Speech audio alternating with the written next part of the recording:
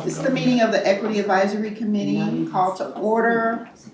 Quorum is currently 10 members. It is Tuesday, October 17th, 2023. I call this meeting to order. The first order of business is approval of the agenda. May I have a motion to approve the agenda? So moved, Madam Chair. Is there a second? I second. Is there any discussion on the motion to approve the agenda? Madam Chair, do we have a quorum? No. Then we can't approve the agenda.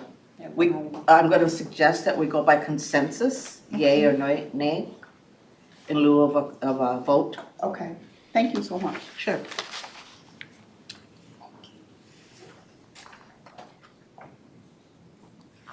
Seeing no discussion, then all in favor of adopting the agenda? By consensus, yay. Consensus, yay. Yay. Yay. Motion passes. Our next order of business is approval of the minutes from September 20th, October 18th, November 15th, 2022, January 17th, 2023, March 21st, 2023, April 18th, May 16th, 2023, June 20th, 2023, meeting July 18th, 2023, and August 15th, 2023, as well as September 19th. We did not have a quorum at those meetings for approval. No, this one. Right. But could I recommend that by consensus, we adopt the minutes Yes. as they are? All those in favor? Oh, thank you. All those in favor? Yay. Yay. Thank you. I appreciate your help. Sure. Is there a second?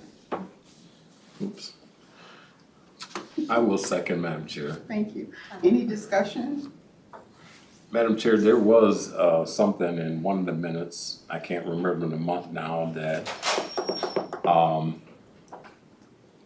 I wanted to see if it could be corrected, but I don't have that with me at this meeting, unfortunately. Okay, Dr. so- Meyer's document took up all of my time. No, I'm just kidding. Well, we'll revisit that when you have. Can we the information. revisit this again? Oh, Madam absolutely. Chair, may I Thank say you. something? And if you want to send it through email, you can also send it through email. I do the notes, so I'll be sure okay. to correct it for you. All right. Thank you. At this time, we'll have public invitation, 5 minutes from 6:05 to 6:10. There was no, that wanted to speak. All right, thank you. So now we'll move on to reports from subcommittees. Looks like the subcommittees have not been meeting. Transportation, operations, and affordable housing.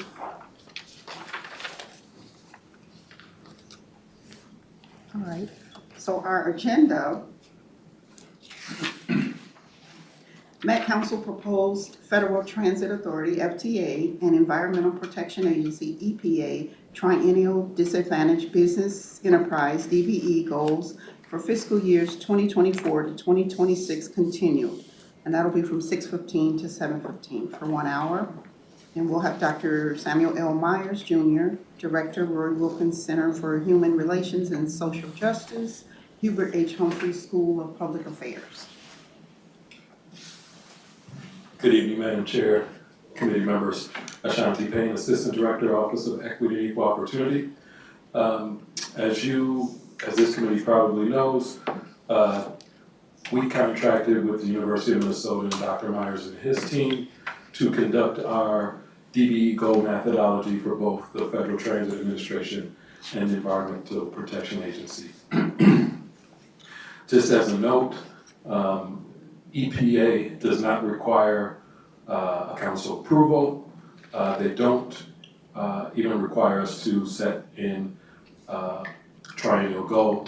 However, we do model our programs in accordance with 49 CFR Part 26, which govern the FTA DB regulations, and we operate those programs in the same manner. So we are doing our due diligence for our EPA program goal as we would in our FTA goal.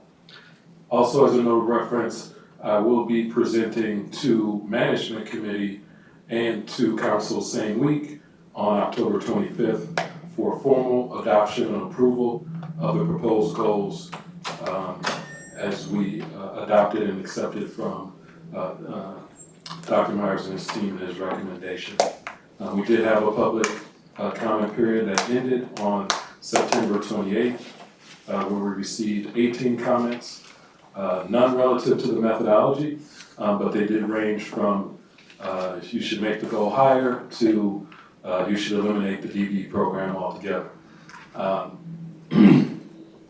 So Dr. Myers did come and present his methodology and proposed goals to this committee last month. There were some additional questions relative to the demographic breakdown and who is in the program and who is benefiting, who is not. And so they were invited back to go into a little bit more detail relative to the work that they conducted on behalf of the council. With that, I will turn it over to Dr. Myers.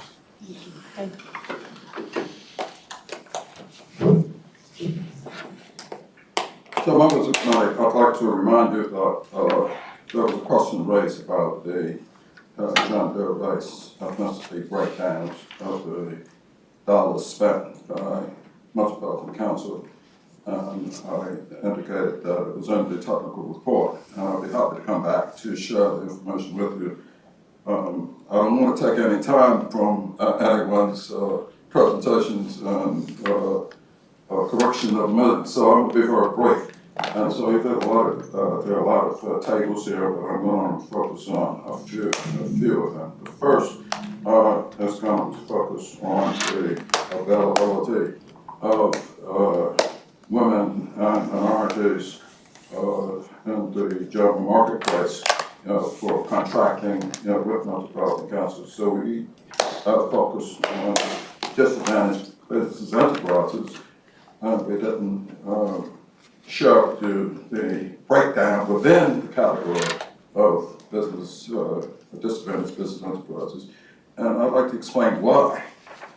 Somewhat ironically, the Supreme Court has issued conflicting interpretations of the idea of should the category of disadvantaged business enterprises be broken down separately. The contradiction lies in part from the fact that a race-conscious program must meet a strict scrutiny test. And one aspect of a strict scrutiny test is that the program be narrowly tailored. And one way to narrowly tailor a program is to focus only on those specific subgroups that are deemed to have been discriminated against or who are underrepresented because of passive discrimination or other legally justified reasons. But the Disadvantaged Business Enterprise Program itself was implemented with the rule not to have separate goals for individual racial, ethnic minority groups or gender groups. I don't know why they suggested there not be separate goals, but I'll just tell you right now in 2023, recipients of federal transit authority funds are not permitted to have separate goals for separate groups. What they are permitted to do is to eliminate certain groups from the definition of disadvantaged business enterprise. If, for example, if there's a subgroup within your category that's been shown to no longer need race-conscious remedies, then that group can be excluded from your disadvantaged business enterprise category.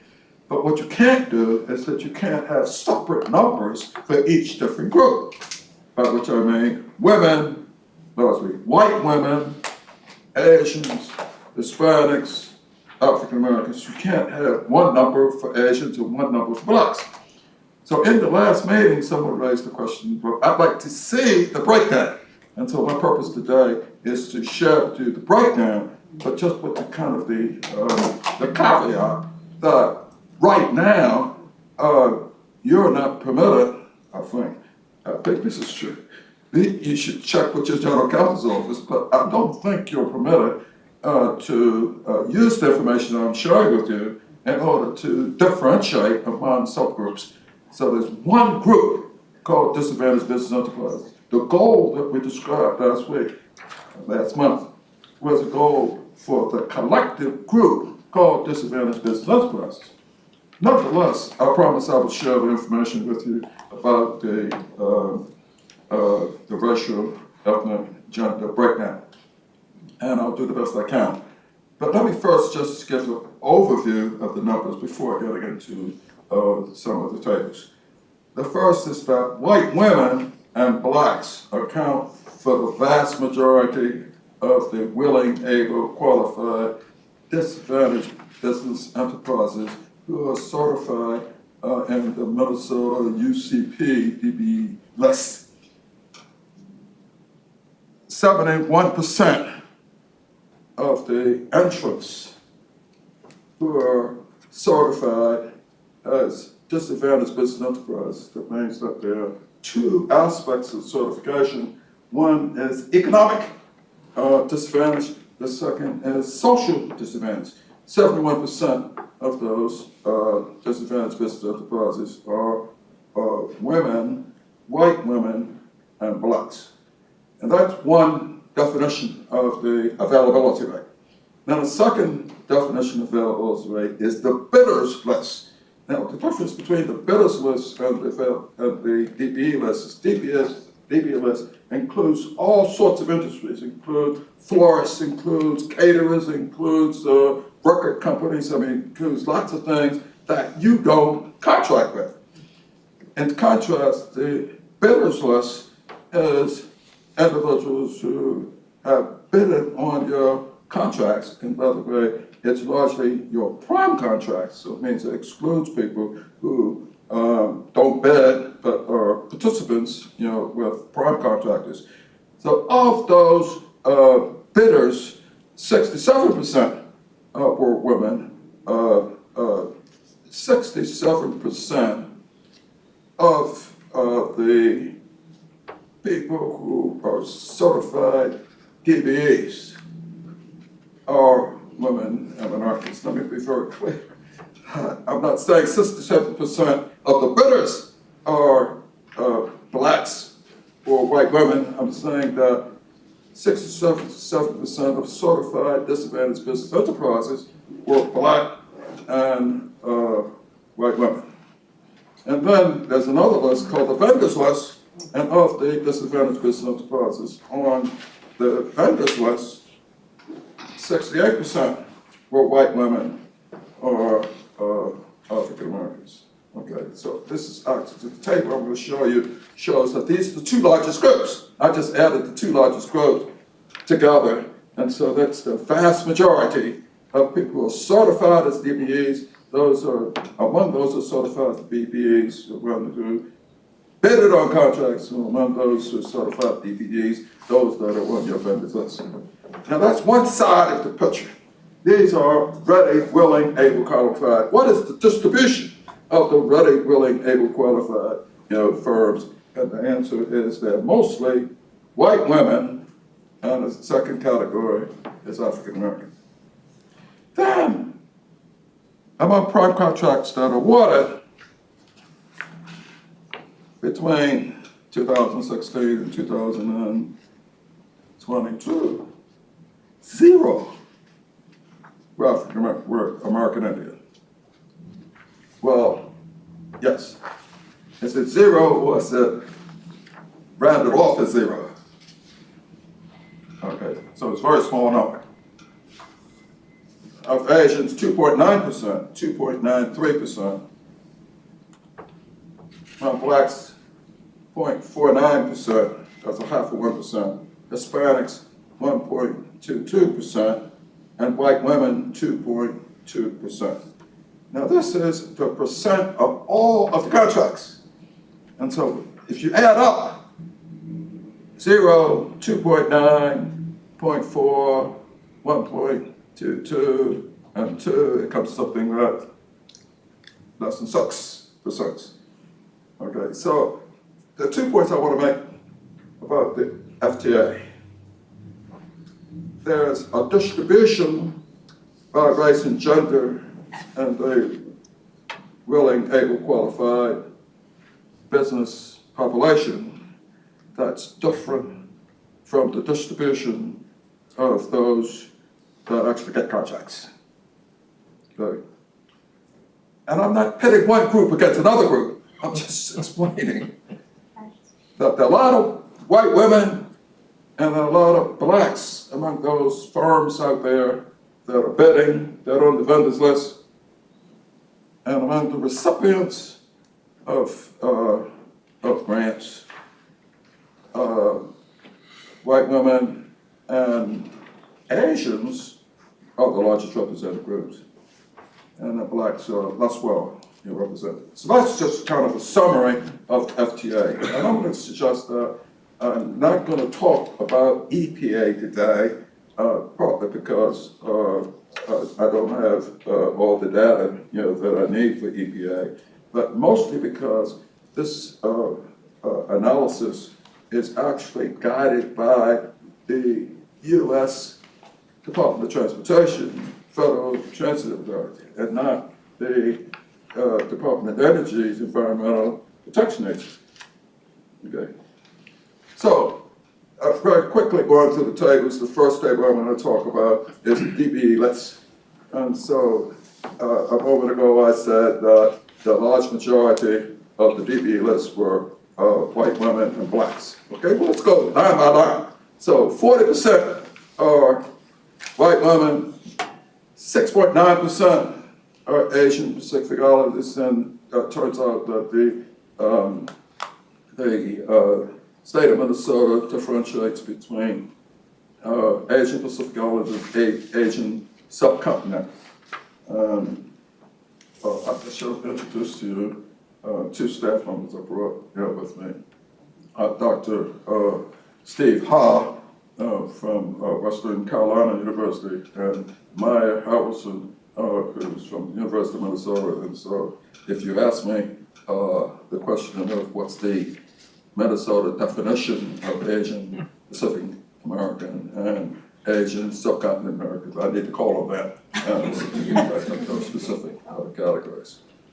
So in the previous table, I combined Asians into one group. Okay, so 6.2% were Asian Pacific Islanders, 4.6% were Asian subcontinent, so that's by 11%, Asian. And then 31% African American, 10% Hispanic, 33.7% American Indians. And let me indicate that there is a little bit of confusion about whether or not a person is a registered member of a federally recognized tribe, as opposed to someone who identifies as American Indian. So there are some tribes that require that you be 50% or more. I don't want to use the term, this is not my term, it's their term, of blood. But the problem is you can have two people from two different tribes who are 100% blood from that tribe, but unfortunately their children won't be eligible for tribal membership in either one of the tribes. And so let's be very clear that this definition of Native American is not something where we go to check what your tribal membership is. Rather, it's a definition of what people identify as. And it turns out that historically, there have been lots of challenges to individuals who claim to be American Indian, and this is a right area for continued exploration, particularly when people are trying to benefit from the Disadvantaged Business Enterprise Program, but they don't really meet any of the qualifications. A side remark is that you don't have to be a white woman, Asian, Black, Hispanic, Native American in order to be a Disadvantaged Business Enterprise, because you can meet the social the definition of social disadvantage by demonstrating, which I think I said this last time, by demonstrating hardship. So for example, if you come from a declining economic area, or if your business is located, in an area with significant depression, then you can apply for a social disadvantage category. It's women and minorities who are presumptively socially disadvantaged. Okay, all that to say that the Asian group is about 11%, then African Americans at 31%, then Hispanics is 10%, Native Americans are 3.4%, then others, meaning 0.4% of people who are members of the disadvantaged business enterprise. They are members of disadvantaged groups, and then a small number are missing. Okay, and they're missing. They're on the list, but they're missing what their race happens to be. I don't have the explanation for those missing categories. So if you add women and minorities together, if you add women and blacks together, that's 40.5% plus 31.9%, and that's where I came up with the 72% women and white women and blacks. Yes, sir. So as I understand the law, and this is not something I look at every day, but have kind of danced around it, the emphasis around disadvantage, or DBE, puts an emphasis on those protected groups that you list here. But the law does say that others can be identified as disadvantaged if they can show economic hardship. And so it raised a question, why aren't white males on here? I mean, I got a few friends that are disadvantaged white males. They may not operate a business, but I mean, I'm just wondering why they're not listed here. Or are they in the missing category, or they just didn't identify their race? So there are white males. I'm just saying that in the database, they're not identified as white. They're identified either as other or identified as missing race. Okay. Okay, so if you're a disabled veteran, then you can make the case of being socially disadvantaged. Okay, but we're talking about 0.4%. 0.4% or 1.7%. So white males, who are the majority of business enterprises in Minnesota, represent less than 2% of all the disadvantaged business enterprises. So should we footnote that on this data? I mean, if we're doing that just so that not everybody understands the law, I'm not saying that. The law says that they can be included. At least footnote the definition of this. It's actually it's a substantive issue, because it's always been the case that a disadvantaged business enterprise does not exclude white men. Okay. It's in bold print. So if somebody says this program, by definition, discriminates against white men, tautologically discriminates against white men, should read the original 49 CFR 26, specifically saying it was designed not to explicitly exclude white men. Right. However, the threshold for white men is a little higher. Okay, the economic disadvantage is exactly the same for everybody. The social disadvantage, and this is something that might change. The Supreme Court might say, just because you are Asian or African American doesn't mean that you are presumptive disadvantage. It's entirely possible in a future Supreme Court ruling that they'll say everybody has to demonstrate that they're social disadvantage. So I'll give you an example, which might be part of future litigation. Suppose you have two groups of Asians. Asians who came here as refugees with nothing, and Asians who came here through visa investment a project where you have $500,000. No, is it $500,000? $500,000. If you have $500,000 and you employ 5 workers Yeah. for 5 years, then you got business. But not just for you, but for your whole family. Okay, so that sometimes that I can imagine in some future iteration, people saying Asians aren't just with one group. Okay, by the way, Asians are fiction in some respects, in the sense that it's just like black, it's a social construct.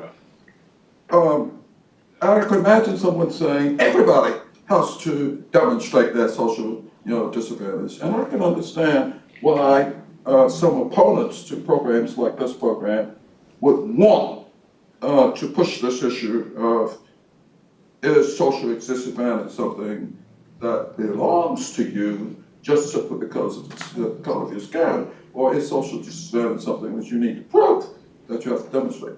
A side remark is it's somewhat disingenuous, though, to ask people to prove their disadvantage, because we want firms to be successful.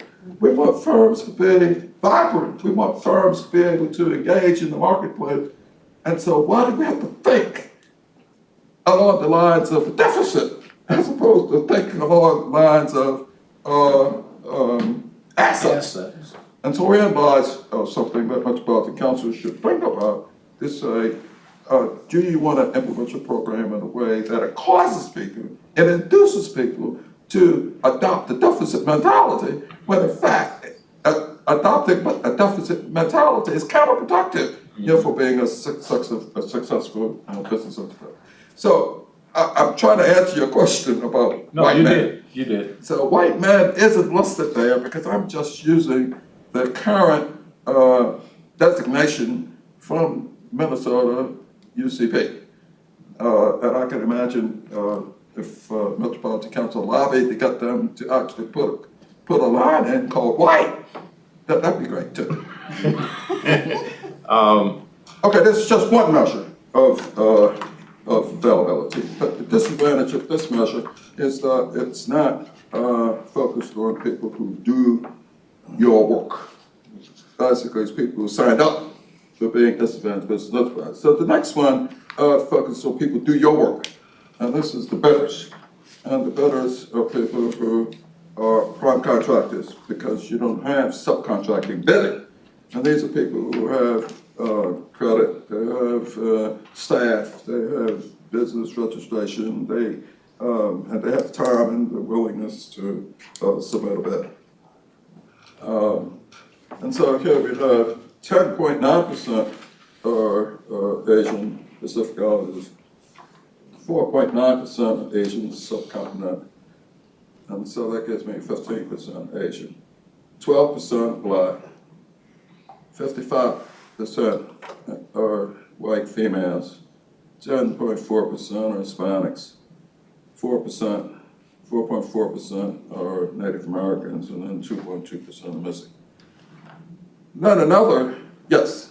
For the previous one for bidders, do we have a corollary of non-DBE bidders? So, for example, we knew for the certification, there obviously isn't a corollary because you don't certify to be a white male-owned firm. But for the bidders, do we know how many bidders there are that are white male-owned firms? So I think in the presentation I did last time, I showed that something like 9% of all the bidders were Asian, black, white females, Hispanics, Native Americans, missing, and that means that 89%, 91. 91% were, let me say this carefully, were not disadvantaged business enterprises. It's true that some of the firms that are not disadvantaged business enterprises are women minority. That means that they graduated That means that network is too large in order to be certified as DBAs.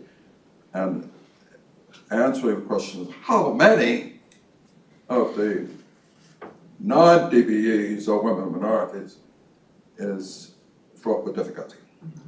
And the reason is that you don't ask. There's nowhere on this certificate, on the contract award that asks what your race is, or asks what your gender is. You can infer it if somebody graduated. Okay, so I don't really know the question, even though I think Dr. Hart did an effort in order to find out how many persons were women, and I'll talk about that in a moment. Okay. So some women who are not DBEs are in fact prime contractors. Okay, but I don't want to overemphasize that part, given the fact that the vast majority of contracts that were awarded were contracts where we don't know what the gender is, one way or the other. Okay, so should and do. Okay. Thank you. But it's generally not the case that on your contracts, you ask what the person's race is. Is it information that can be voluntarily collected from folks, much like in the hiring process for employment? Affirmative action allows for a request of the information rendered on a voluntary basis. To answer your questions, we tried to do that with Minnesota Department of Transportation. We had a survey, and so we asked for them to voluntarily tell us what their race is. You'd be amazed about how unwilling people are to give their race. Now, I'm not sure what that means. I mean, it turns out that the people who are certified as disadvantaged business enterprises are happy to tell you what their race is. But the people who are not certified either didn't respond at all, or they left blank the race. And I've experienced this as well at admissions at the University of Minnesota. At the Humphrey School, you'd be surprised about how many people, when it was legitimate to ask what their race was, how many people in Minnesota don't answer race. And then if you push people in Minnesota, because we're in Minnesota, right? You push people in Minnesota as why don't you identify your race? Many people respond by saying, there's only one race, and that's the human race. And we feel offended that you're asking us what their race is. So I think it's very difficult to get race information voluntarily in a place like Minnesota, where the vast majority of people don't reveal what their race is, when they are not part of a protected group that gets benefits from programs like this program. So back to the question of what the bidders are. The bidders are disproportionately white women, and then the second group is Asians. That's 15%. That's 16%. 14, that's 15%. And then the third group is blacks, and then the fourth group is Hispanics, and the last group is Native Americans. And then the next group is the vendors list. And I should point out that this is the combination of the vendors list for both the EPA and FDA. And the vendors list has 12%, 13% Asian, 22% African Americans, 46% white women, 12.7% Hispanics, and 3.2% Native Americans. Let me back up and talk about how many people we're talking about. We're not talking about thousands of people here. Okay, so the list has 183 people. And so when I say that Asians represent 15%, that's only 31 firms. Okay, so that the percentage sound big, but the numbers actually quite small. And so the final piece of information I want to focus on is the actual utilization. And here's the table I'm going to focus on for the next few minutes, and then I'll stop and answer your questions. Because this is where the rubber hits the road. This is table 6. And I really need to go through this step by step, because these are the dollars that Metropolitan Council spent. Well, these are the dollars they awarded. So these were the contract awards. And so we're talking about 992 subcontracts and 409 prime contracts between 2016 and 2022. Now, there are different ways that you can talk about the distribution of the awards. I'm going to talk about the distribution of the number of contracts. By the way, the distribution of dollars follows a similar pattern. But I think that it's easier for me to explain the numerical distribution by focusing on the distribution of contracts. So let me first talk about prime contracts. So there were 0 American Indian prime contractors. 0, not 1. There were 2 black subcontracts. There were 9 white women contracts. There were 12 Asian contracts. There were 5 Hispanic contracts. So this shows that the distribution among the DBEs that got contracts is slightly different. Well, not slightly different, but substantially different from the distribution of the bidders, the vendors, the availability among those listed in disadvantaged business enterprise lists. So how does this 12,295 translate into percents? So for blacks, it's 0.5%. For white women, it's 2.2%. For Hispanics, 1.22%. For Asians, it's 2.93%. So that adds up to around 7%. And so what's the other 93%? The other 93% are non-DBEs. So 93% of all the prime contracts went to non-DBEs, and only 7% of the contracts went to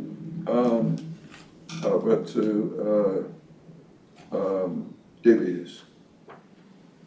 I list this 381 prime contracts, as unknown, meaning that they're non-DBEs, but I'm not sure if any of them are white women or any of them are black men or whatever.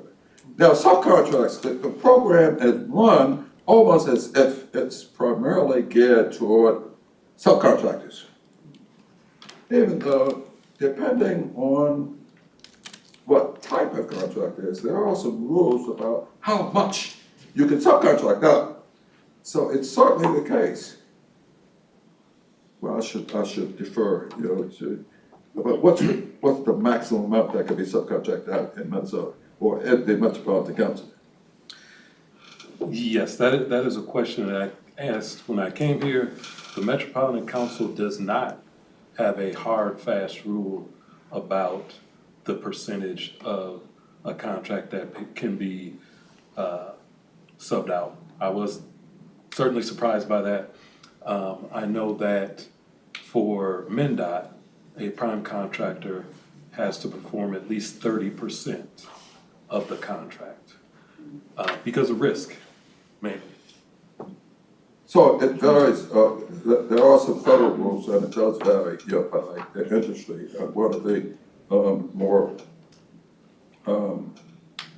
where there's one area where there's not a little litigation has to do with trucking, where a prime contractor owns the trucks, but the prime contractor leases the trucks out to subcontractors.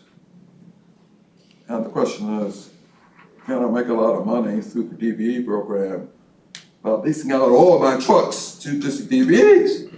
Because, that means that the prime contractor has an advantage relative to others because there's a preference for DBEs. problem is that you're not doing the work. All you're doing is you're taking advantage of your wealth, of your assets. And so usually there's a rule of a number about what's the minimum threshold. And across most industry, it's you need to do 51% of the work. Okay, and I think that trucking is one of those interesting situations where doing the work is different from managing, doing. In fact, I do think that this new process of giving contracts to managers to operate your buses falls in that kind of category of, are you asking that the person who's doing the management have a big stake? And the answer is, well, you own the buses. They don't own the buses. Right. I would say in some cases that is true, but there are some jurisdictions that operate under sort of, I'm gonna call it a hybrid. They own some of their own buses. We supplement buses as well. So they do operate, so like Dakota County does operate a transit system. We also provide buses. They own some of their buses. So it's a mix, but there are situations where we work directly with contractors and provide the vehicles on some of those service transit operations contracts. So it's the bottom line is that you should be concerned about whether or not non-DBEs are the primary beneficiaries of your DBE program. And the easiest way for a non-DBE to be a beneficiary of the DBE program is to subcontract. They get the money, but they don't do the work. They subcontract all the money out. There's a second way that a non-DBE can fraudulently benefit from the DBE program, and that is where they take one of their staff members and they have their staff member start at DBE, and then the staff member, who actually is a former employee of the prime contractor, the staff member does all the work, but turns out it's almost as if the company that originally was a non-DBE is miraculously becoming partly a non-DBE by having one of his former staff members, start a company and then subcontract with them. Another interesting situation which happens, and that is the basis for quite a number of complaints to the U.S. Department of Transportation, is where someone who's a white man has a daughter who's a white woman, and instead of bidding as a white man, they issue the paperwork so that the daughter bids as a white woman, and so the white woman gets certified as a DBE, and that happens, and you should be worried about it. When we had public testimony one time, we had instances where a white woman inherited the company from her father, and she worked hard, but she got a lot of harassment from other white firms because they felt that she was receiving some unfair advantage. And that's public record. It just happened to be the case. Sure. She went into detail about the degree to which the white competitors ruined the work that she was doing, and she had default on the contract. So there are two things I'm saying. One is there's some instances where there's fraud, and there are other instances where people were really disadvantaged, but ironically they're disadvantaged. They weren't disadvantaged when the company was white man, and then when it becomes a white women-owned firm, it does become disadvantaged by virtue of the hostility and the discrimination against it. So I would say that looking at subcontracts is worth exploring about who is a real DBE, because the prime contractors obviously can be, I'd say 95%, 93% of the contracts are going to non-DBEs, and so the method that people might use is to create subcontractors, and those subcontractors or possibly fraudulent. So every office in the country ought to have a subunit looking at fraud, which I'm sure you look at.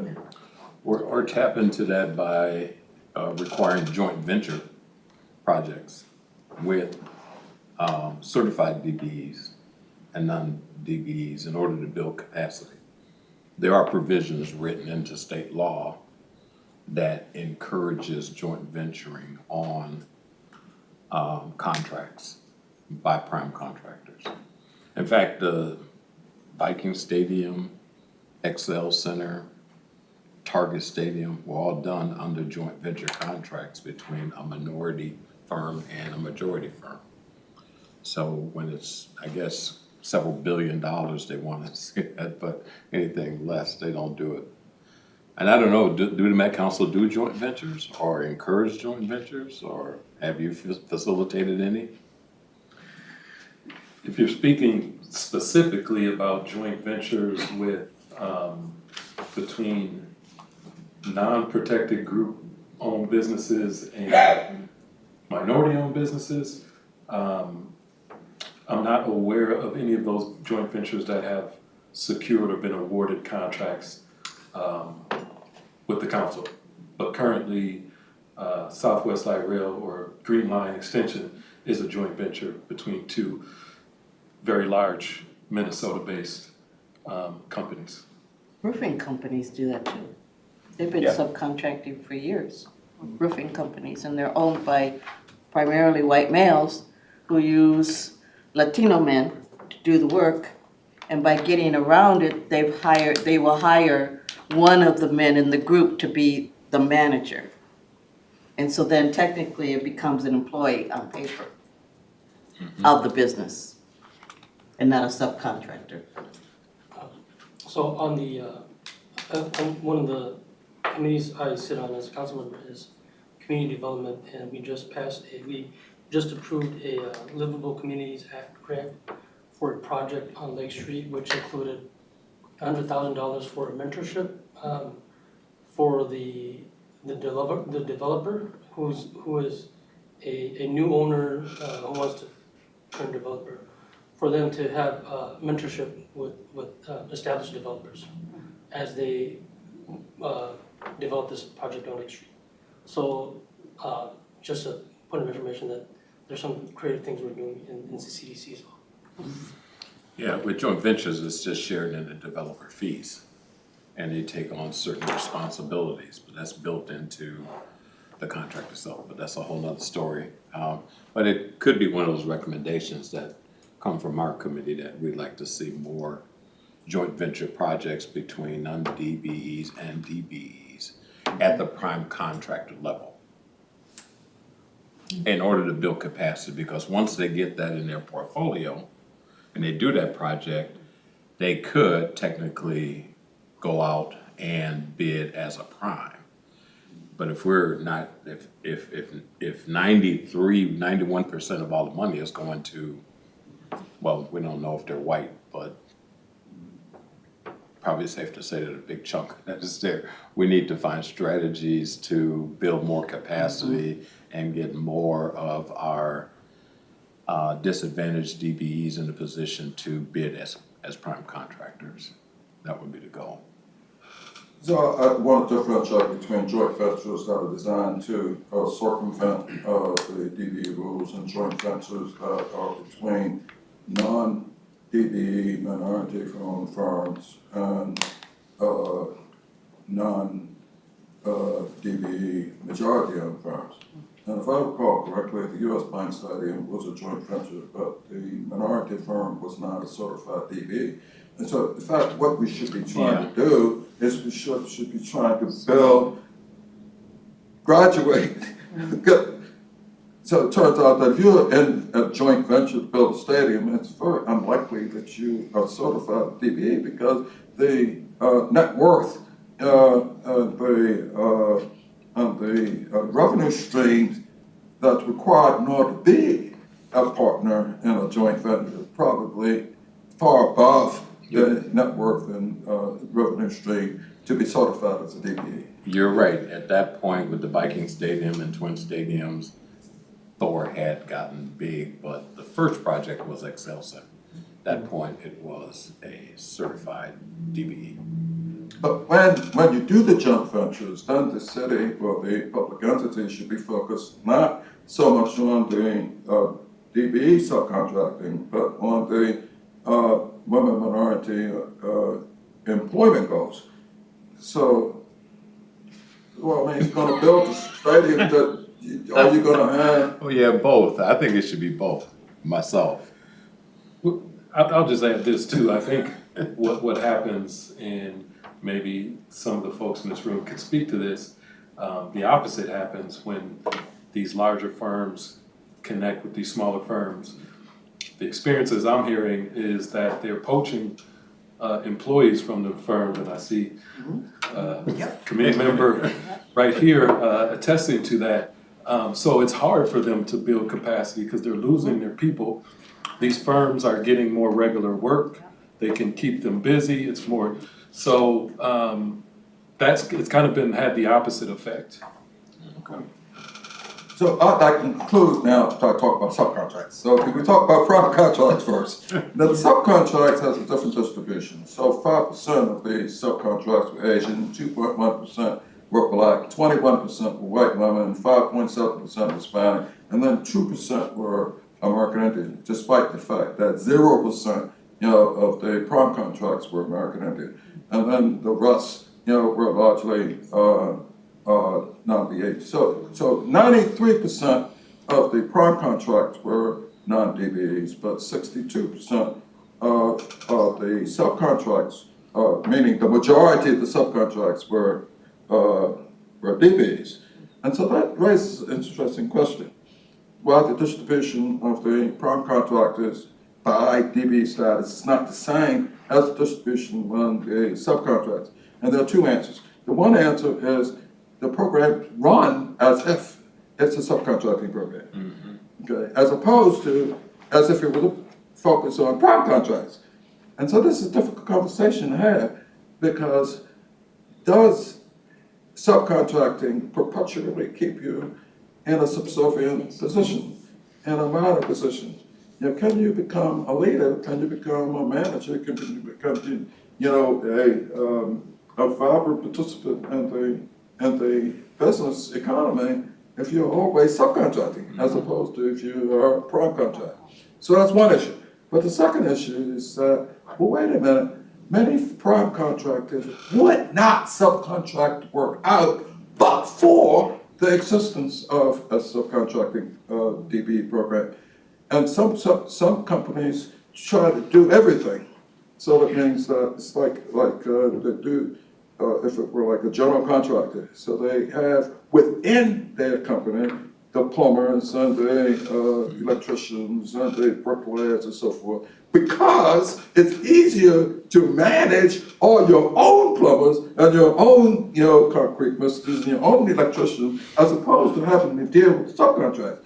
And so in a way, there's a little bit of inefficiency associated with subcontracting, but that's the price we pay in order to advance disadvantaged business enterprises. But with that said, I think the main story I want to tell is that the availability of women minority-owned firms has a distribution that's different from the distribution of the prime contracts, as well as the distribution of the subcontracts. It's actually a little closer to the distribution of subcontracts, but still far away, from the overall distribution of those that are bidders or those that are vendors, and certainly those that are on your DBE list. So with that said, I'm going to stop and entertain any questions you have. Madam Chair, when you look at those numbers there, if you can go back to that chart again, the last chart.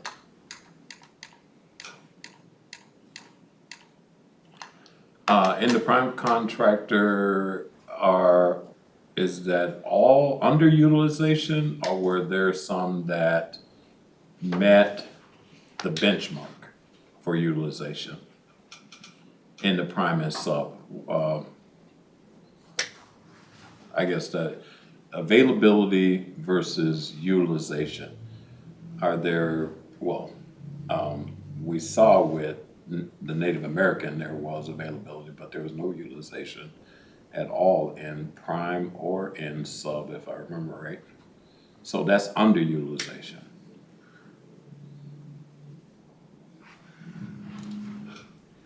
What I would say is that, I guess I'm not sure how you define underutilization. There is a definition when it comes to the workforce. So I'm gonna assume that you're saying disparity. Is there a disparity? Disparity, yes. As reported in Mason Tillman, MGT America, and the most recent Keene research. This, I will say that this is not this work in the methodology wasn't for that end to figure out if there are disparities.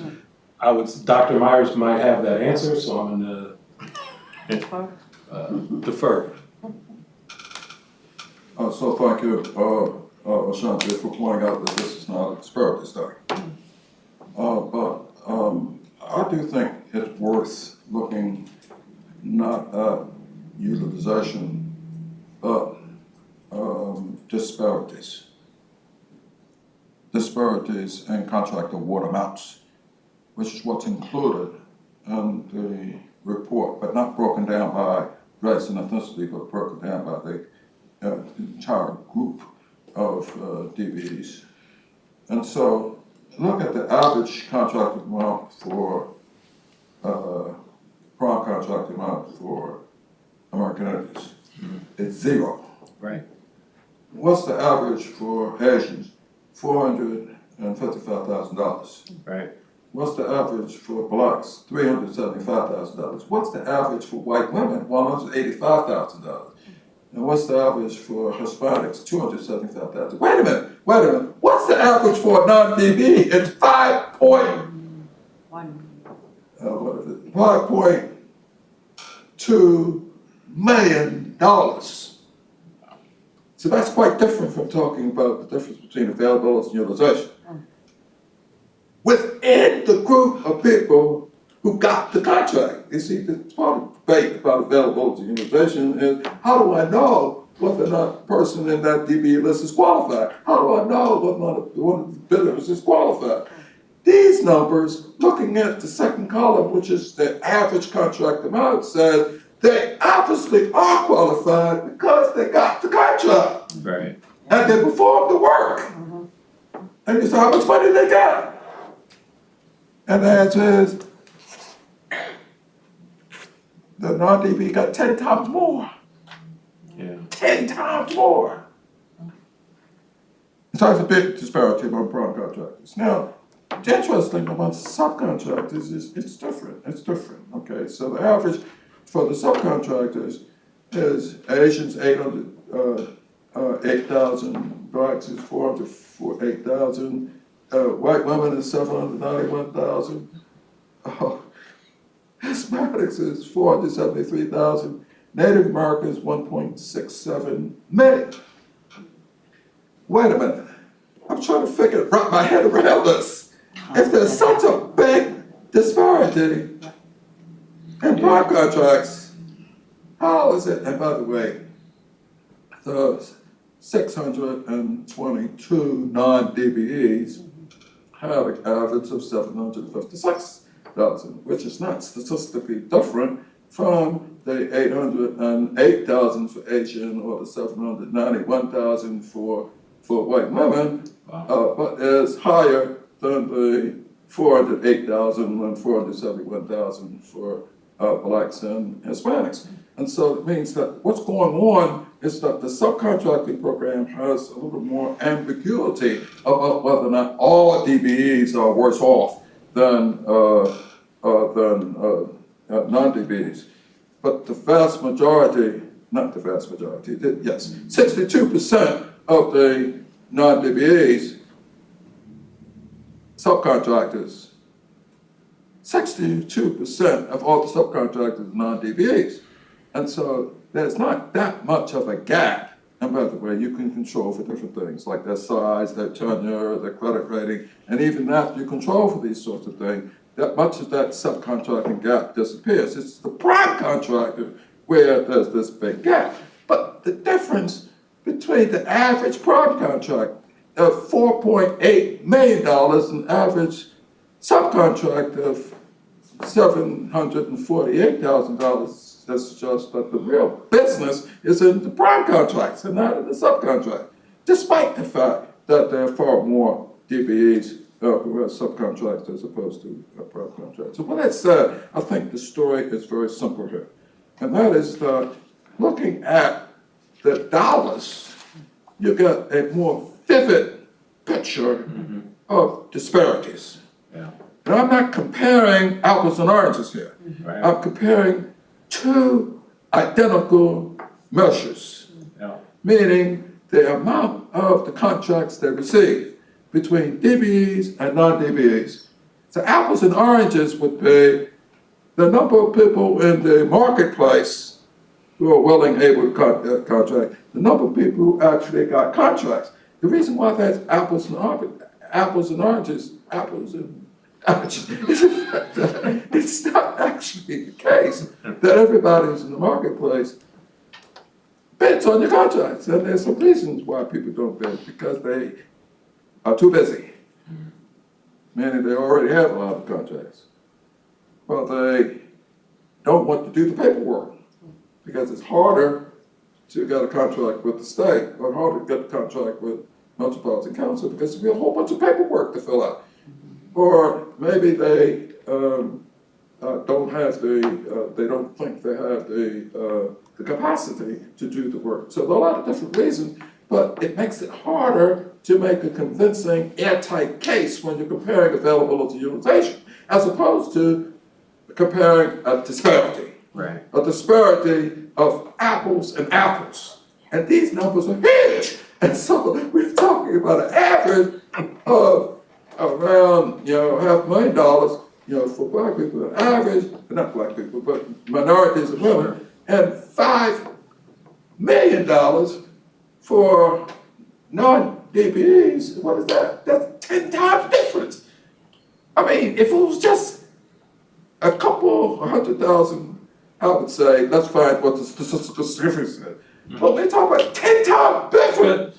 That's a huge disparity, and it sort of justifies. If anybody wants to claim that Metropolitan Council's goals are too high, I'm going to urge them to come look at this table right here. So with that said, I do want to thank the Metropolitan Council and the Equity Advisory Committee for their commitment to fairness and leveling the playing field. And I think the burden now needs to fall, on Ashanti's office, to implement these goals that have now been approved. Have they been approved? That will happen on October 25th. I am going to Management and Council same week on the 25th for approval. Okay. Thank you very much. Thank you. Thank you. Thank you. Thank you for your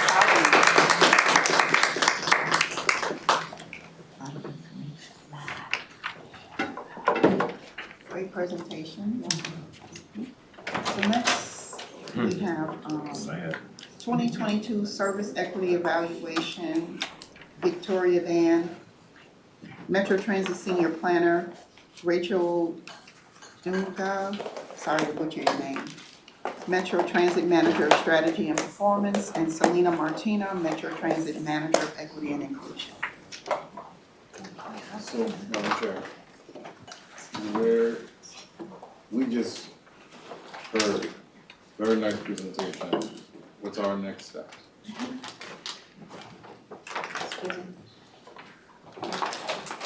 Well, I think. What are the next steps? Where do we go? Where do we go? Madam Chair, I think it would be great, I know this is gonna be approved, the goal and that kind of thing, if Sante could come back with us around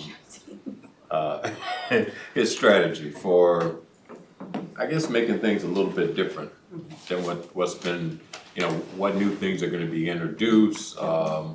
We get a chance to share some ideas we may have to see if they can fit into, the process coming into the next year.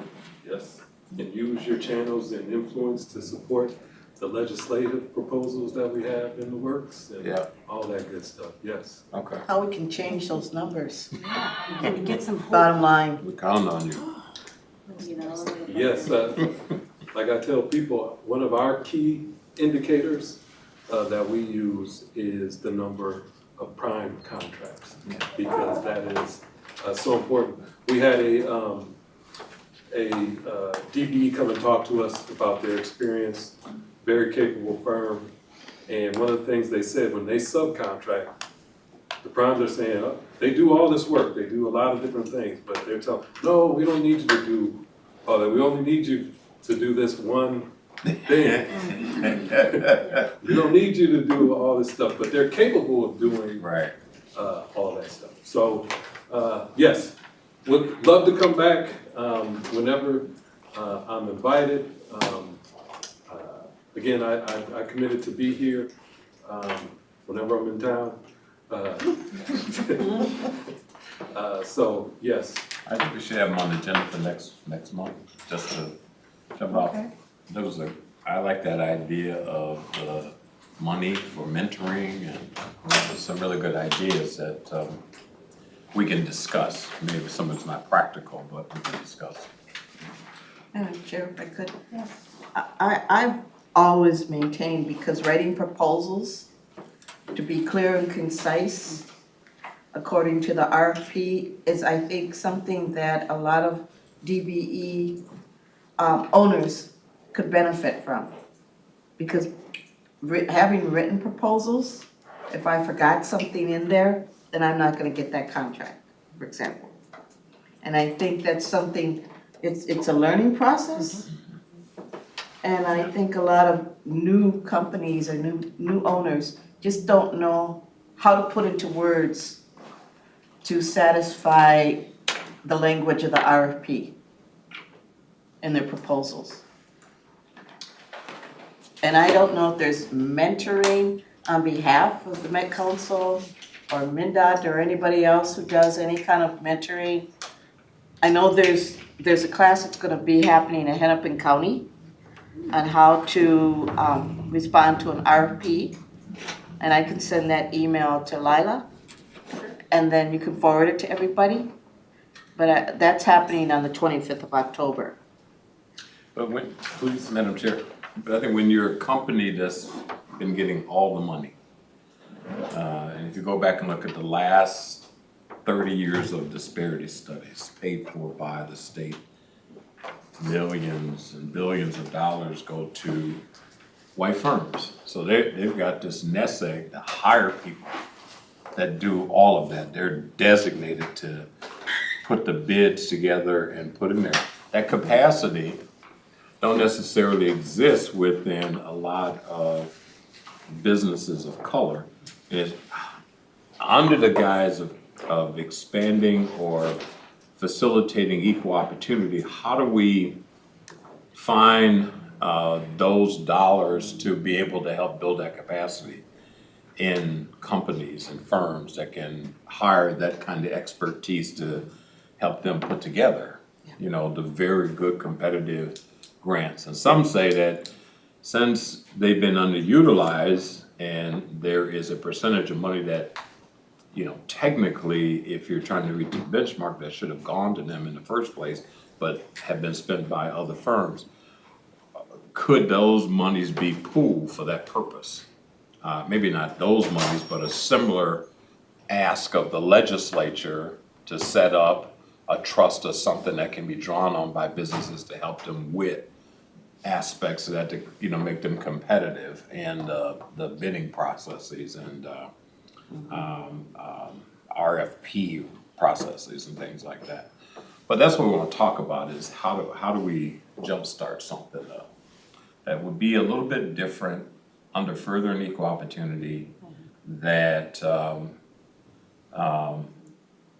that, you know, make up for, you know, the history of them being underutilized for some of the very reasons that you talked about. They just didn't put that part in there, but another company did, so they lost a contract. And that contract awarded to them could have put them in the game for the long run. Yeah. So, So it's a good conversation next month. yeah, I think so. Any other questions, comments? Welcome. Thank you, Madam Chair, committee members, council members. I am Selena Latina, Senior Manager of Equity and Inclusion at Metro Transit, and I'm here with Victoria Dan from Service Development, my colleague, to present to you the 2022, and that right, Service Equity Evaluation Report. We have come before you before with Rachel Duncan. You announced her, but she was not able to come today. From Strategic Initiatives, who also is a key department in developing this evaluation. So I'm gonna just get started by prefacing a little bit of this work. Again, it's a 2022 service equity evaluation. So Metro Transit in 2020 really enhanced our commitment to equity and understanding service impact by developing the service equity evaluation. So we do that on an annual basis. So in 2020 we did the first service equity evaluation that we came to you in 2021. And in 2021 we did the second one. So this is the third annual evaluation. Again, it's retrospective. So it evaluates our service in 2022, that we are still coming out of a lot of challenges, that the pandemic has, impacted. Sorry. So the service equity evaluation has many components. So it has a compliance component, which is a Title VI service equity analysis. And also that, focuses on service changes during the 12 months of 2022. And it has other metrics that I'll present to you that also were calculated using service in 2022. And those are cumulative measures. So the highlights of the service equity evaluation is what happened towards the end of 2022. So the results of that year oversight. We expect and we look forward to come probably earlier next year to tell you a little bit about 2023, because the year, the service changes have shifted dramatically, including an 8% increase in overall scheduled services. So although again, we had challenges that we're going to go over during 2022. We are really hoping to see the results of an evaluation of this year and come earlier next year with those results. So as I said earlier, so the evaluation encompasses service changes that we did in between 2021 and 2022. It gives us a little bit of glimpse about ridership patterns coming off of the pandemic, how our service changes meet our compliance or required Title VI analysis and thresholds. It includes different types of measurements and metrics on scheduled service, such as service availability, service quality, and how we use that service or service outcomes. And we also will go over an overview of Metro Transit's practice to promote equitable service planning. And with that, I'll let Victoria. Thank you. So as Selena was mentioning, context is really important for 2022 service. In addition to people starting to return to, or continuing to return to in-person activities in 2022, some level of remote learning and work from home continued to persist in that year. Meanwhile, in 2022, we also saw that the workforce shortage was continuing to worsen, and that led to impacts to our service reliability. And that required us to make service reductions in 2022. So to start with our baseline of service levels in that year, I'll start by saying that the beginning of 2022 looked a lot like the end of 2021. In December 2021, we made a number of significant service changes, including a 5% overall system-wide service reduction, and that was also due to the operator shortage at that time. And those changes basically carried forward into the first half of 2022. So to break down the sequence of those changes through 2022, I'll start with March and June, so the first half of the year, where we had a pretty quiet 6 months or so, where there were some reductions, but overall we were hopeful that the December 2021 service reductions would help us rebalance our operator availability with our operator requirement to run service. However, by fall of 2022, we were still seeing that we were cutting trips more often than we would like, which you never want to cut a trip, period. But that did require us to start looking more closely at service reductions again. And by December of 2022, we were making significant reductions, an 8% reduction overall system-wide in that at the end of the year, in addition to the opening of the Metro D line, arterial bus rapid transit in the Chicago, Fremont, Emerson corridor. So when we look at the allocation of trip volumes by stop in our system, we can see that a lot of our trips are focused on our Metro lines, so that includes LRT and BRT, and our other high-frequency services. When we look at this another way, we see that our trip counts, comparing the route class trip counts in December 21 and December 22, we see that there was a decline, local services, and an increase on BRT, bus rapid transit services. And part of that can be attributed to, again, that opening of Metro D line, which replaced substantially a lot of service in its corridor. When we look at ridership, we see a sort of a match with our trip availability by route class, again, where our local services that carry the most trips are also carrying the most riders. But we also see that BRT, which continues to expand, has also been seeing quarter by quarter ridership growth. I'll note that our commuter services, which are a rather small fraction of our overall system ridership, it has not really seen significant, or I wouldn't say statistically significant. It hasn't seen large changes over 2022.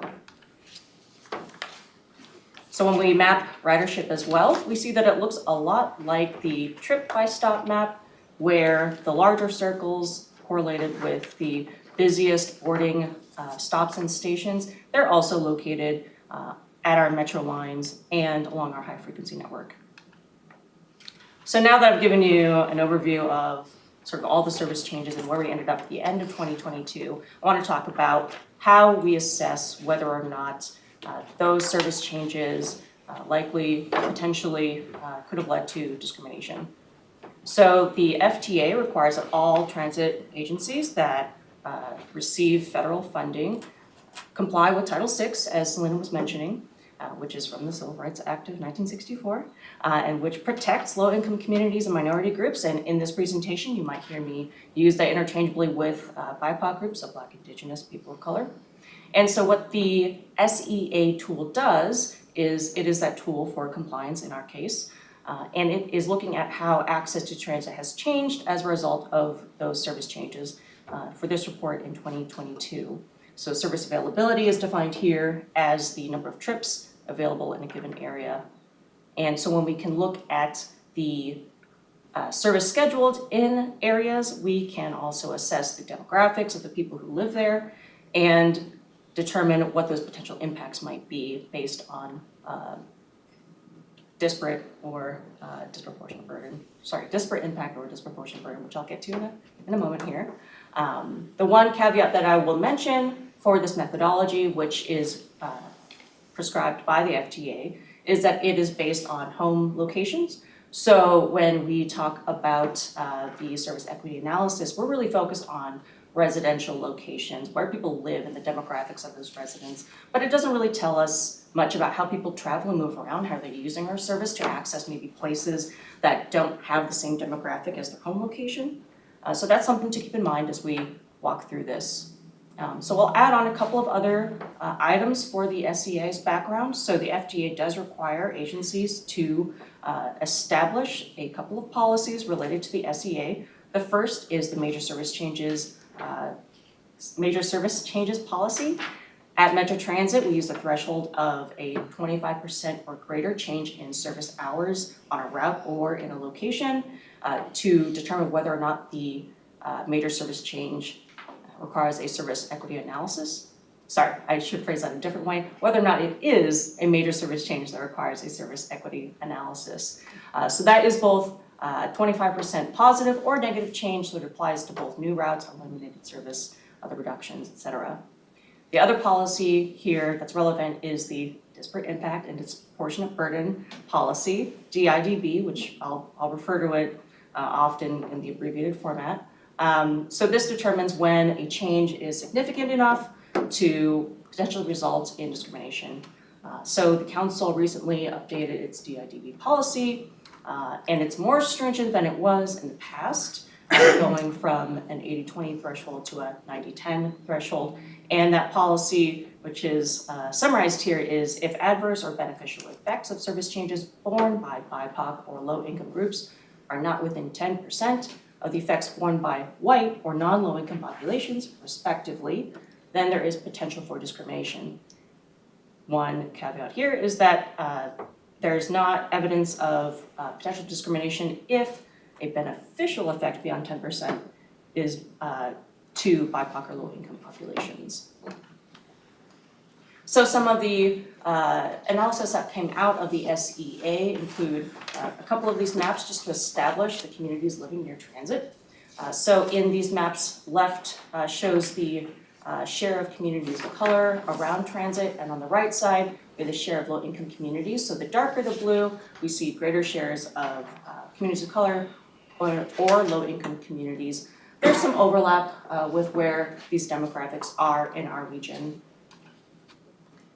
Next, we can drill down into what those differences are in the change of transit access between December 2021 and December 2022 service levels. In this map, Can you tell me the numerical number for 25% change in hours on the route? 25%, what's the measure of hours? And then the 10%? I don't know, I mean, that's a great question. Yes, I don't know if we have, yeah, Cindy, I'm calling Cindy, if we have really a one-to-one conversion, but what does it mean when we say that changes in service is 25% or 8%? First of all, good evening. My name is Cindy Harper. I am the manager of route planning in service developments, or in Metro Transit Service Development Division. And I work both with Victoria and Selena, so I've got probably a little more of the background of the Title VI work. Victoria has really been the one who's done a lot of the work for this particular report, but in terms of overtime. So your first question about 25% of the hours. So the hours is basically, if you look at a specific bus route, you add up, if you look at the pocket schedule for it, it's all the different trips that are operated or printed on the schedule, and you go from the beginning of the first trip to the, you take the amount of time that takes the beginning of the first trip to the end of the first trip, take that all the way through the course of the day. So for example, if it takes 45 minutes to get from the beginning of the route to the end of the route, and you run 10 trips a day, that's 450 minutes. Okay. So that's how it's called in service hours. It's how that gets established. So it would be just 25% of that number. So that the actual, so it's based on a percentage. It's not a hard number. It's 25% of whatever the route. The idea is that the bigger the route, the more service that's out there, the more hours that are going to be out there, then the higher that mark is going to be. I think your other question was about the 90-10 difference. So this was a change that our former Title VI coordinator, Dr. Baird, actually led through the process about this time last year when the council was updating our Title VI plan, which we have to do every 3 years. And that once every 3 years report is our opportunity to change any of our policies. And we decided that the policy we had been working under, which was basically 80-20, we adopted that probably about 10 years ago. And which, especially in Title VI world and in terms of equity is, a lifetime ago. When we adopted that first policy back in 2012, I think it was, that was really kind of, we didn't have a lot of experience with doing some of this work yet. We looked at what a lot of other agencies were doing around the country and kind of were comparing and, trying to balance, the data that we had available at the time, which of course has gotten much better. And what we knew about some of the specifics of that data and what it didn't include, in order to find that balance. So we decided last year, it's like, okay, the data's a lot better. We've got a lot more experience with this. We know how, we have a better feel as we're in the planning process for how different potential changes are going to evaluate, how they're going to score. And so, and we had heard from the community, particularly a lot of the various advocacy groups, that we could do better, and we agreed. And so that's how the change went up to that 90-10 instead of 80-20. So that means, instead of 10 routes, you're gonna be running 7 or 8 routes? No, it means What that, does mean? so for example, in the numbers that Victoria, that's up on the screen right now, it's still your thunder here, but I'm gonna take a little bit of that. So that is it's when you're comparing, so either based on race or based on income, which are the two things that Title VI looks at. So for example, No, what I'm asking is, the example you gave was like 45 minutes a route, take 10 routes, that's 450 minutes, right? If you cut 25% of that, you would have to what evaluate. does that mean? That just means it's considered a major service change and you have to do this work. But then you go in and the analysis actually gets into looking at for every single block group, using the census data, looking at the percentage.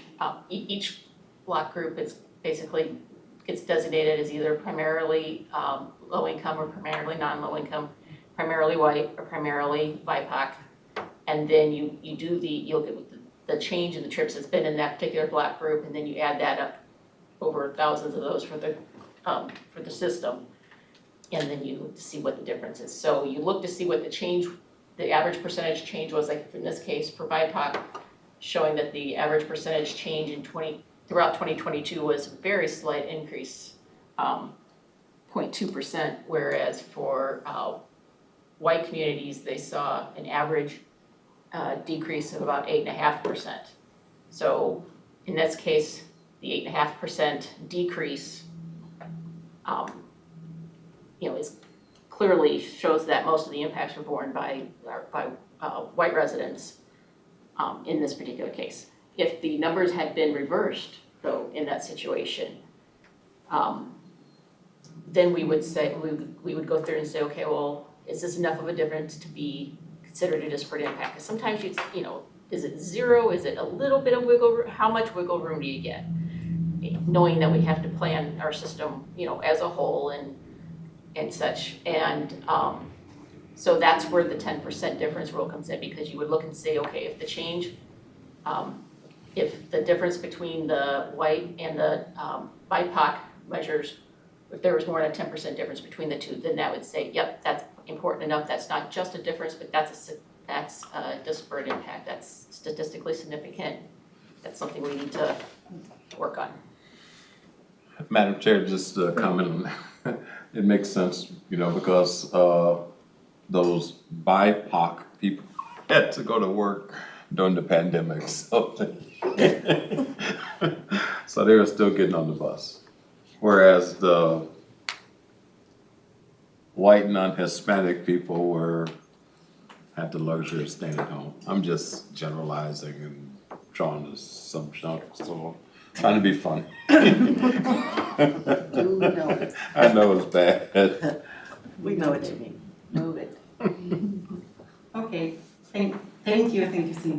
you for answering. So the next part is where we go above and beyond what, FTA requires us to do in terms of evaluating our service and conducting service equity analysis. And we establish a service equity metrics. So these metrics are around these three major categories: availability, and we look at trip count, frequent service, service reliability. So we're looking at on-time performance on average and service delivered. So we're looking at cut trips or trips that are being cut and how does it affect our communities, and service outcomes, which is access to jobs. I just want to remind that the data we're going to present is from 2022. Also, the caveat is this data and this analysis, as well as our the methodology, which I'm not going to be eloquent to speak about because I'm not a data scientist. So I'll take your comments and questions and I'll bring it to the data scientist. But this data is also based on who lives near a bus stop. So it's not who rides, and we have ways to look in a little bit about travel behavior. So we have other methodologies to collect that data, but these metrics are really who lives near, very close to that bus stop, that station, train station, and how they have access, available trips, and how the experiences on cut trips affects them based on their race, okay? So the first metric is the trip count, and as you can see these charts, there is residents identifying as Black or Native Americans have access to more trips on average compared to other groups. And I have to put my glasses on. I can't see from here, but I can tell you the colors, what they mean. So you can see the chart, the orange chart is our Native American population. So they have, on average, 59 trips, more trips, and they are the highest chart or bar in that chart. The green one is reflecting our African American or Black communities with 55 trips on average. And I can go over if you do see the categories from where you're looking, but I just have bad eyes myself. Okay. So the next metric is about high frequency service and access to high frequency service. Again, you see a black line across, and that is the regional average of high frequency service. So you can see here in this chart that a larger percent of residents identifying as Black or Native American have access to high frequency service. And that is a percentage. The graphs are percentage points. And again, on average, based on where they live, you can see a tall chart, a tall graph on the orange, which is American Indian, and again, the green is our Black or African American residents, having both more than 40% availability to high frequency service based on where they live and where our service is located. So the next one is we measure and we look at on-time performance. And this is, a measure that really speaks, is very relevant for those of us who rely on transportation to get places and who really, experience our service. So you can see here that although we're very close to delivering 80% of our service on time, there are some different experiences by our residents. So residents identifying as Black or Native Americans had access to less reliable service compared to all residents living near stops. And there are a lot of factors that contribute to on-time performance. There are factors that we work actively to mitigate in our speed and reliability work, such as dedicated bus lanes and things like that.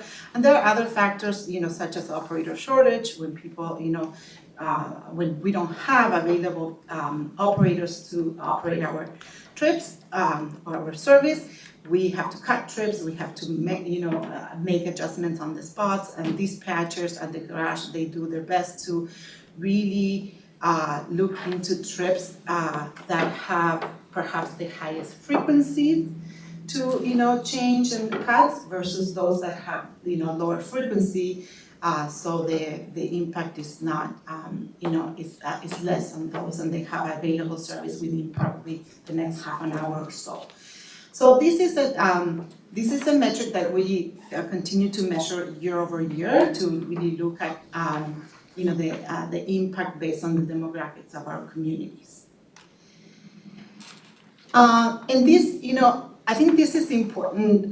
This is an important chart to focus on the axis and look at, overall from 2021 to 2022, Metro Transit has increased our service delivered, reliability on service delivered, almost at 1% of a point, which is already high, 97.5 from 2021 to almost 99% of service reliability.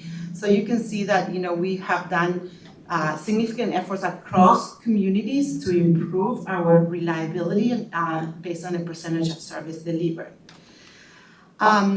So although, again, we continue to deliver 98+% of our scheduled service, you can see here a little bit more gradually that there are communities that experience the reliability differently. So residents identifying as white had access to a 15% more reliable service compared to residents identifying as Black and Native Americans.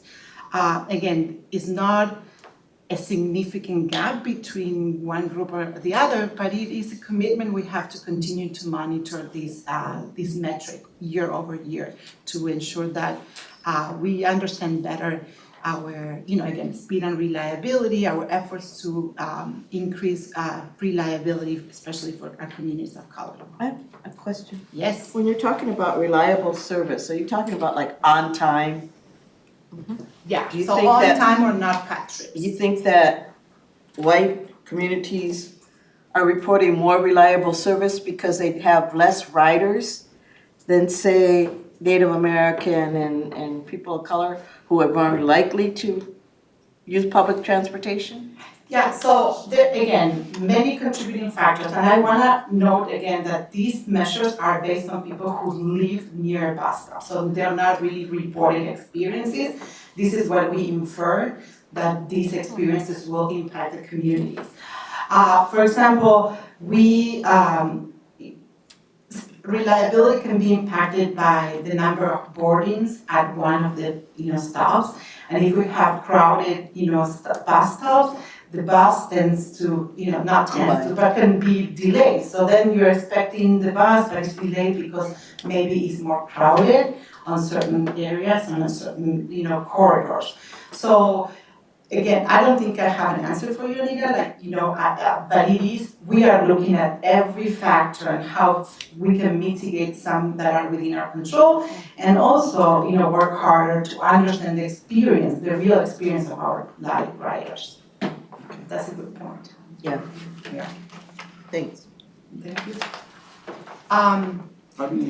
Madam Chair, how do you guys account for traffic areas? Like, example will be Broadway and Emerson. Yeah. To get from Emerson, 1250 Davis Center to the highway 94. at 4:30 is about 45 minutes.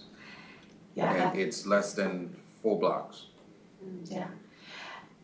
Yeah. And I can tell, the planners can tell you a little bit more because they plan, they schedule these. What I also wanna add is that detours, unpredicted, accidents, things that happen on construction season, we have really great communication with our partners at the city, Public Works. But things happen that also impact our ability to deliver reliable service to our communities. But that is a great question. Planners, you have to answer that. I'll take a shot at that first, please. So, the reliability things that Selena's been going through here, really there's two different things. They both kind of fall under the reliability umbrella, but they're two different metrics that are being looked at. On-time performance is just simply, whether the trip arrived at the bus stop within, I think the threshold we use is 1 minute early up to 5 minutes late. And so that is just simply a measure of, based on how much time we have scheduled for it to travel that and how long it actually took for that. And so whether the on-time performance, whether the bus showed up on time. The cut trips is a very different metric. That is whether we had, a dispatcher at a garage didn't have enough operators to even be able to put a bus out on that trip. So that's a very different kind of metric. We have some influence over the on-time performance part of that. You can have a route that has great on-time performance, but it's still very, very slow, as long as we are just accurately conveying what the running time is. Where that becomes a challenge is when we set running times. Of course, we don't set them by individual days. We don't set them by time of year, generally speaking. And so, as you know, there's a lot of day-to-day variability in how long it takes you to get from point A to point B. Did it rain that day? Did it snow that day? Was there an accident along the way? And so when we set running times between various time points on the schedule, we do it based on, what's kind of the 80%, a certain percentile, which most of the trips fall into, but we know we can't hit that for and sometimes it varies, honestly. Even at 3 o'clock it was okay, and at 3:30 it was busy because school got out in the meantime. And so we try to plan for as much of that as we can, but knowing that that's life, it's variability. One of the things that we do is schedule service. At the end of the trip, we provide something that's called recovery time. And that is time before the operator goes to do the next trip. And that is to allow, if they got to the end of that trip late for whatever reason, at least they're able to still start the next trip on time because there's a cushion in between that. Now, the example I just gave, I really would wanted someone to go out there and see. Because cars are getting on 94 on Washington, and once that light stops, everything between Washington and when you get on the freeway is a standstill. Cars are getting off of, trying to get onto Broadway, and it's just there. And it's every day. And if it's on a regular, so we have the ability, our buses and trains both all have GPS, geographic locators, that report back like every couple of seconds. So we have a lot of data to be able to, every day, here's how long it took, the bus was here, and then here's how long it took for it to get to this particular point. We can look at that over hundreds and hundreds of days to see what the averages were. And then that's how we set the running times. What you're talking about in terms of a place where there's congestion every day, we can address one of two ways. We can either just schedule enough time to allow for it, which means that's not fast, but at least what we advertise is what we are able to provide. Or do you look at some of these speed and reliability improvements that Selena was talking about? Like, do you look at, maybe you need a bus lane in that area, or a queue jump so that transit can come up to the front of the line and get through the intersection before that massive cars that start to turn. Or signal priority is another one of those things that we look at, where you can either, if a bus is running late, it can interact with the traffic signal, and the traffic signal can, if the bus is running, there's a lot of other factors that go into it, but basically have the ability to either hold a green light for another couple of seconds, if that's the difference between us getting through there and having to stop and wait for the whole next light cycle, or shorten a red.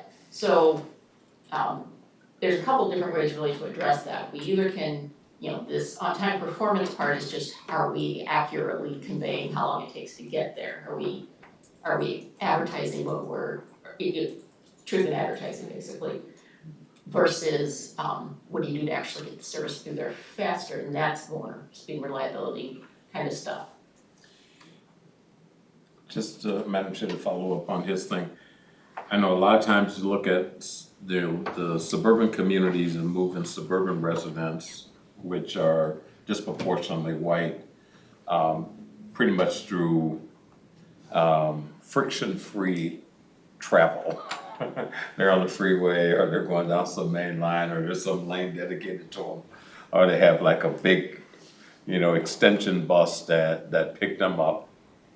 But in areas like that where there are workers that need to get to places on time, in fact, for many of them, if you're not on time, it could be your job. And what he's suggesting about the congestion in there could be very problematic for people who really truly depend on the bus service. Right. So it would almost say that should be a priority. Let's go look at this, and how do we make this friction-free? So people are not dealing with that, those kind of things, and then working with Public Works in the city to create a dedicated lane or something that moves all of that faster because of the big dependency that exists. And within service development, we have a group of folks that are our speed and reliability project. And that's what they work on full time, is those kind of things, looking at where are the delays at, where's the congestion, what are the opportunities, hey, this area is being reconstructed, can something be built better next time around? Can we, things like that. So that is definitely something that we're always looking at. We know that, in the case, in the narrow scope of this particular report that Selena and Victoria are talking about here, it is just looking at the on-time performance of that, but we certainly are spending a lot of our time. We know that part of what makes transit attractive is it's relatively fast in comparison to driving, and so, it's one thing if, we used to have, we do have still, but, on highway corridors, for example, where we sometimes have access to bus shoulders. And so one of the best advertisements for transit you can imagine is, if you're sitting in your car on 35W trying to get into downtown, and all of a sudden a bus on the shoulder flies right past you. Those are speed and reliability kind of improvements, and those are the things that we're trying to maximize. So Madam Chair, I think that what would be really interesting is to have somebody from that think tank that you have inside come in and give us a map of all the tough spots in the metro area and what strategies are in place to make sure that there is less resistance. And then we might be able to provide them some other locations where they may need to look at in order to. West Broadway runs from northeast Minneapolis, and it goes from 2 lanes to 1 lane, and then it goes 2 lanes to 1 lane, and then it turns into 81, so then before you know it, you're in Robbinsdale. Right. And then it's back to 2 lanes. So there's that, and even Broadway, West Broadway is 2 lanes, and then you're going into 1 because you've got cars parked and the buses. Snelling University, I can give you a whole bunch of. Yeah, see, so there's a lot of roadway reasons. design has a very significant impact on traffic flow, whether on-street parking is allowed or not. Well, I mean, if we're, as a committee, we're looking at equity, fairness, and we feel it, we see it, and we hear about it, and people complaining, your data is reflecting some of it. In order for us to really kind of jump in there, it'd be nice to have, those folks come in and talk to us at some point. I speak with Selena to absolutely get that set up. Yeah, And their data is driving this request, I want you to know that. absolutely. But I think, we'll be able to tell you in the next couple of slides a little bit about the practices we do and how we prioritize, communities and who lives in communities who are either riders or prospect riders. This is in a metric, again, cut trips. And I want to say that I think 2022 was also a year of lessons where we really, Metro Transit was committed to really deliver the service that was scheduled. And we struggled so much with operator shortage, and it was a nationwide issue for many, many transit agencies. We know agencies that, really wanted to not create big changes, so they didn't cut service, but they didn't deliver trips, right? And that was, LA Metro is an agency that we know that they were committed to their schedule, they were committed to the service, but they didn't deliver because they didn't have the operators. So we, although it was hard, and you can see here that residents identified as Black and Native Americans had more cut trips at their stops on average than other groups. But again, we worked really hard in 2022, and I'm really looking forward to 2023 and see how things are, panning out for us. And the last metric I have before Victoria tells you a little bit about our practice is how we use service. So this is access to jobs or service outcomes. As you can see, there's a map on the right that you can see a little bit about our blue line, which is our LRT, and the green line corridors, as well as BRT, which is bus rapid transit, and those are buses that really have stations and shelters rather than a regular bus stop.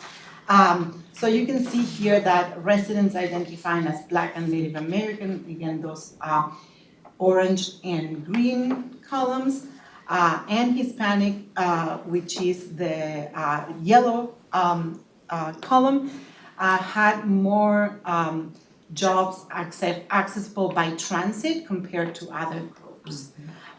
So these are the metrics that we have adopted and we have evaluated since 2020.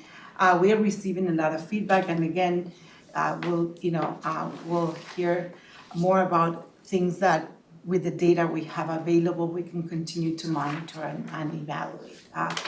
But before you tell me that, Victoria, the next slides are yours. Perfect, thank you. Yep, so I'll keep this final slide brief for you all. So the SEE, the Service Equity Evaluation, and the Title VI Service Equity Analysis, those are practices that do inform what we do kind of on a day-to-day basis with service planning. So starting with our Title VI practices, we do more than just this report. We already talked at length about our updates to the DIDB policy, which was part of updates to the Title VI plan, which is done every 3 years. Another report that's done every 3 years is the Service Monitoring Study, which looks at various aspects of our performance. That study also demonstrated at that time no DIDB impacts. We, in the past, in 2022, also conducted 2 separate service equity analyses for the opening of the D line and the associated local route changes, and the December 2022 service changes, which I described before as being that 8% overall service reduction. That had its own service equity analysis as well. Those analyses also demonstrated that there was no DIDB impact due to those changes. So outside of the Title VI practices that are required of us, we also incorporate equity into our routine practices. That includes our transit equity statement, which is adopted. You can find that online as well.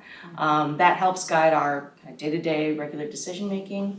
In addition, you may have heard about Network Now, which is our regional vision for the next several years of transit. That's being guided by several principles, including equity.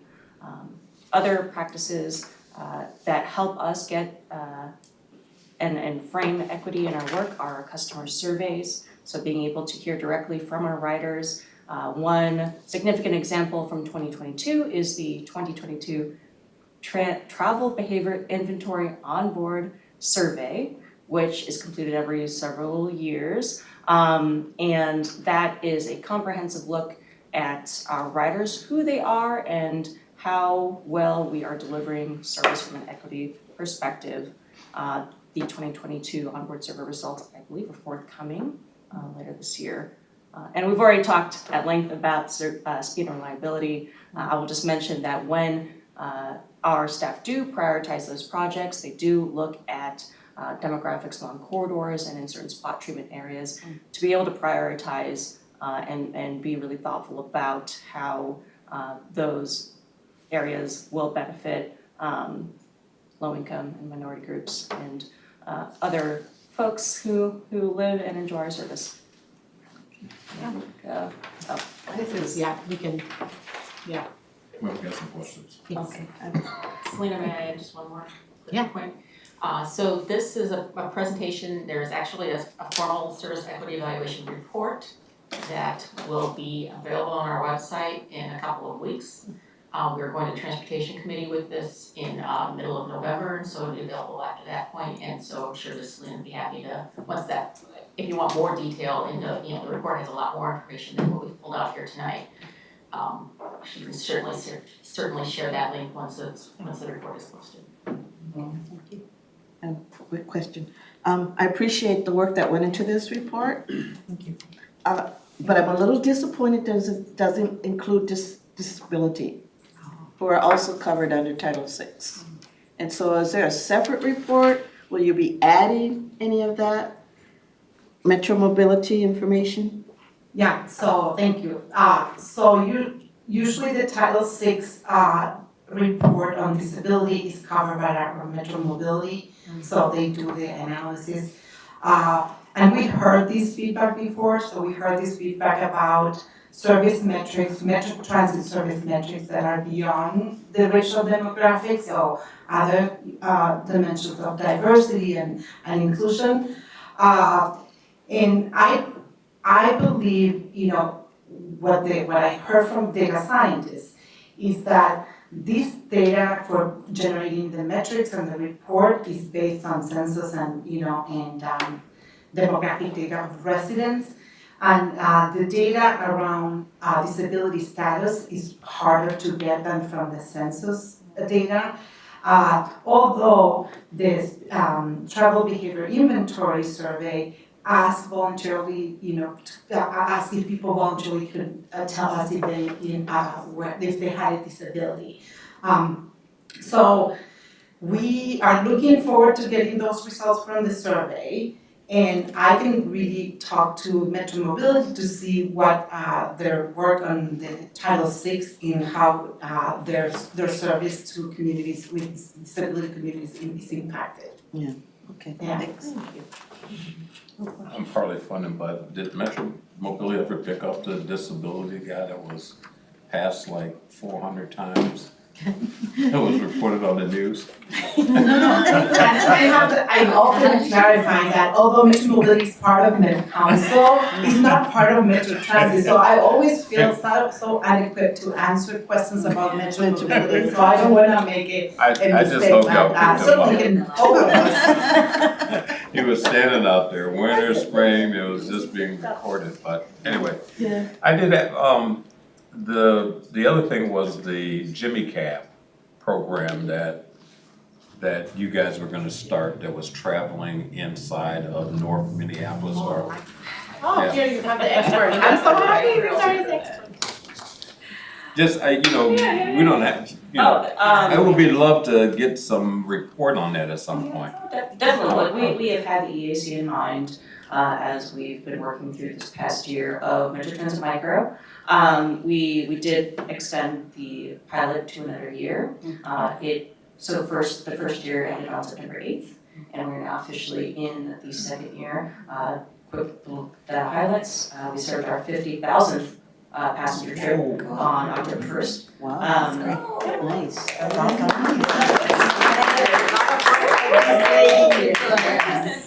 Nice. So, in spirit of sharing out, and this has already gone to the council last week for approval. Due to how popular the service has become and how many people are riding, our capacity is constrained on this service. And in order to maintain, again, things like reliability for our service and making sure that people can get their trips on demand who don't have either a fixed or alternative, or who may be riding with a low-income fare, such as the TAP card or other fare products. We are implementing later this year a fare increase going from local fare to an express fare. And what that would do is for people who pay full fare, they will start paying that they will start paying that express fare. But for everyone who pays with the TAP card, a $1 fare, anyone who pays mobility fare, $1 fare, everyone who pays with a student pass, Metro Pass, college pass, or a partner agency subsidized fare will continue to be unimpacted by this, or if it's a reduced fare in the off-peak, they will be protected from any increase in the off-peak. And we do have information about who is paying by what kind of fare product on our go-to card.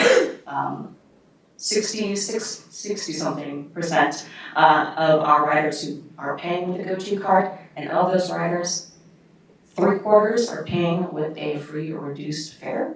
So those are the riders who are not likely to be impacted by that fare increase. It will be we're hoping a marginal capacity.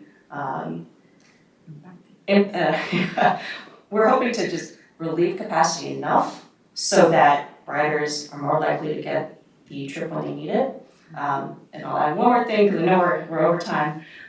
One other feature that will augment this service fare change later this year will be adding multimodal trip searching in the app that you use to find micro trips. So normally today you go into the micro app and you look for a ride, and it shows you your on-demand trip. And starting hopefully later this year, you'll be able to see your fixed route trip as well. So if you are somebody who pays full fare, you might be able to see, oh, there's actually a fixed route trip coming sooner nearby. Maybe I'll take that instead and save myself 50-75 cents. And that will apply to everybody, so every rider will have that choice. It's very clearly shown to them, this is your micro trip, and if it's available and arriving soon, here's your fixed route trip. That will help give people some more clear and transparent choices.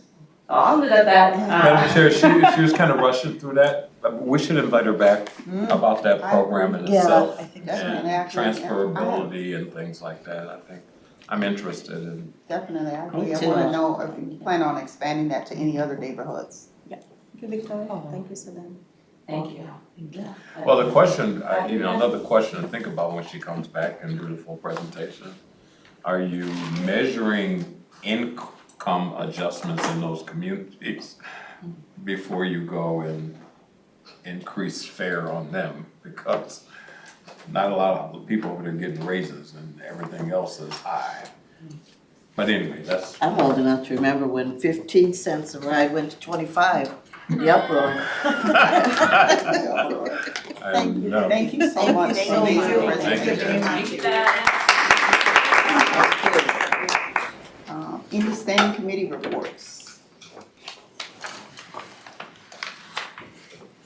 Madam Chair, I recommend that we adjourn. I do too. Any other announcements before we adjourn? No. Second. The meeting is adjourned.